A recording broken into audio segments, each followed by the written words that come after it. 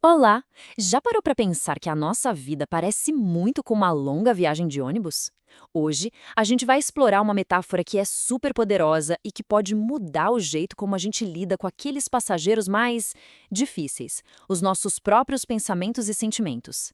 A ideia é simples, mas nossa, é muito profunda.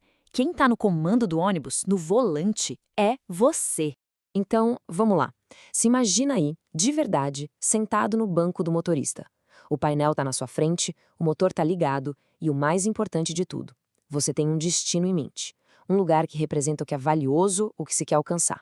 Essa é a sua jornada. Só que, como em qualquer viagem, a gente não tá sozinho. No meio do caminho, tem que pegar uns passageiros.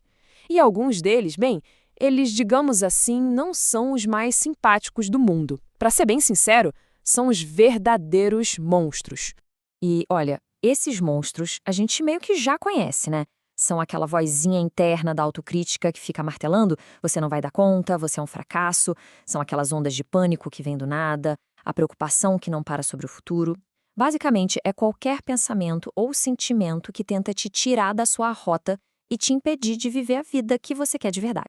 A nossa primeira reação, e é super natural que seja assim, é tentar lutar contra esses monstros. A gente quer expulsar eles do ônibus na marra. Mas e se essa briga toda for justamente o que está nos travando?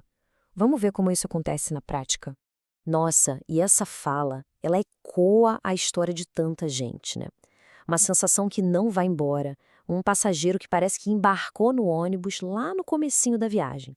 É um peso constante, uma luta que pode durar anos e que vai minando a nossa energia dia após dia. E é aí que a gente vê o preço altíssimo dessa briga.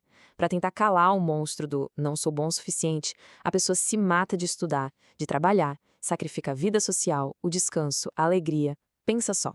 Toda a energia que era para a gente usar para dirigir o nosso ônibus, para chegar onde a gente quer, está sendo gasta numa briga sem fim lá no banco de trás. E olha só que a armadilha tá bem na nossa cara.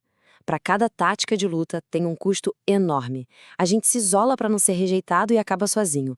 Ah, vou beber para esquecer, só que no dia seguinte os pensamentos voltam e ainda vem com uma ressaca de brinde.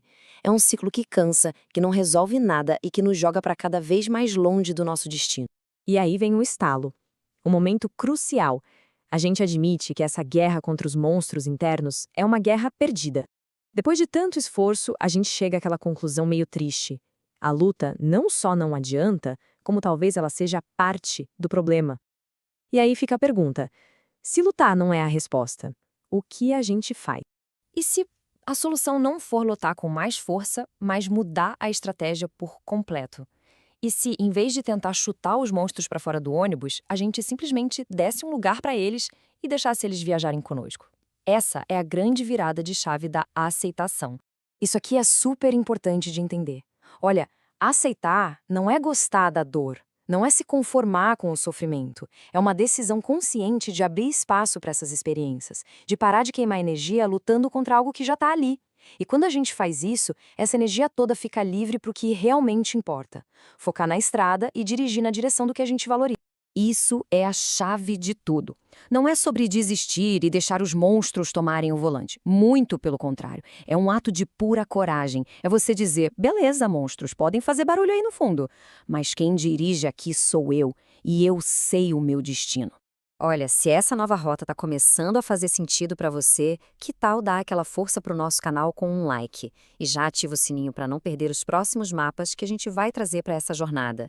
É esse apoio que é o nosso combustível para continuar, sabe?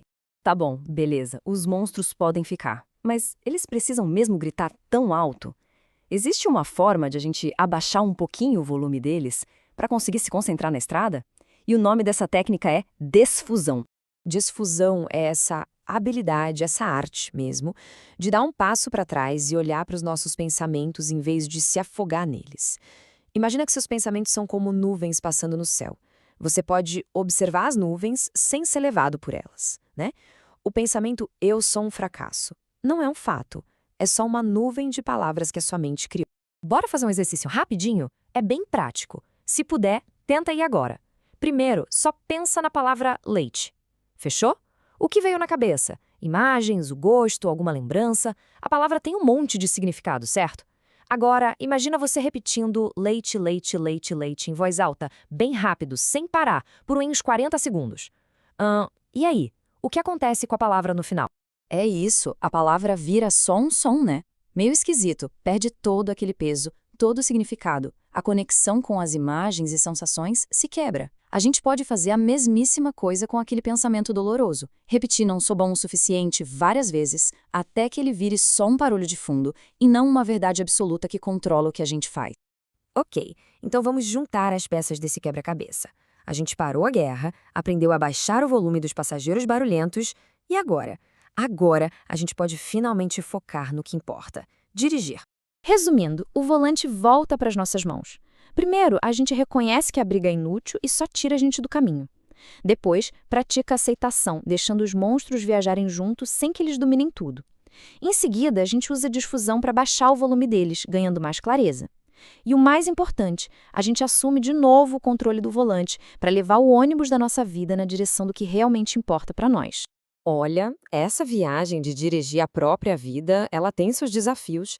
E é super normal, e mais do que isso, é muito inteligente, procurar ajuda no caminho. Ninguém precisa ser um motorista solitário, sabe? Pensa num terapeuta como um copiloto experiente, ou alguém com um ótimo mapa para te ajudar nas estradas mais complicadas. E se você sente que um copiloto desses poderia ajudar na sua jornada, a gente quer muito agradecer ao terapeuta Sidney P. Soares por ter apoiado a criação deste conteúdo. Ele pode ser um ótimo guia, e o contato dele está aí na tela. E a gente termina com uma pergunta que, no fundo, só quem está no volante pode responder. Com as mãos firmes no volante e os olhos na estrada, lembre-se, os monstros podem até estar fazendo barulho, mas eles não tocam no volante. Quem dirige é você. Então, para onde você vai levar seu ônibus agora?